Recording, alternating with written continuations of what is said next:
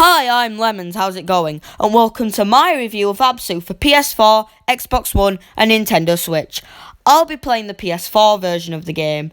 It was developed by Giant Squid and was published by 505 Games. ABZÜ is a diving simulator, and a very strange one at that. It reminds me of a game I hold very close to my heart, Inside by Playdead, with its story not being told with words, no dialogue, and simplistic art style, except for one key difference. It's not as fun. I'm very sad to report that I didn't enjoy my time with ABZÜ, which was a shame considering how many people told me how much they loved it. If I was to describe this game using only one word, the word I'd be using is boring. To me, ABZÜ was a complete snooze fest. I decided to just keep on playing it, thinking it would get better and I'd understand its confusing story a bit more. And when it did eventually get better, the game ended.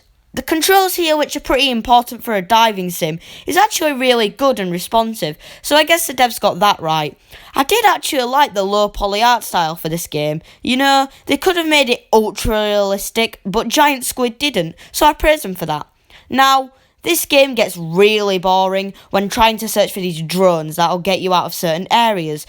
The problem with this is that these areas are quite large, so I searched for these drones for a long time. The game also gets boring with these random puzzles. There's not a lot of them, but they're incredibly easy to solve and, once again, boring. There's these moments that you'll visit these portals and they'll transport you to this spiritual world. I guess it adds to the story, but to me, it was just confusing. I think what would have made this story better is if it was just narrated to us. I get that the devs probably wanted us as the players to make up the story ourselves, but this just makes the story even more confusing. And there you go. That was my review of ABZÜ. I'm going to give this game a review score of 4.5 out of 10.